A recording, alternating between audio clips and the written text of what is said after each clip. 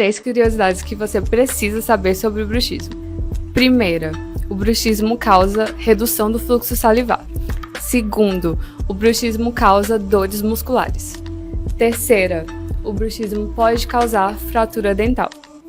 Quer saber mais sobre esse assunto? Assista Saúde na Mídia. Tá faltando o quê para você se inscrever no canal e compartilhar essa informação? E, é claro, acompanhar os próximos episódios. Tchau, tchau, gente! Tchau, tchau, gente. Saúde!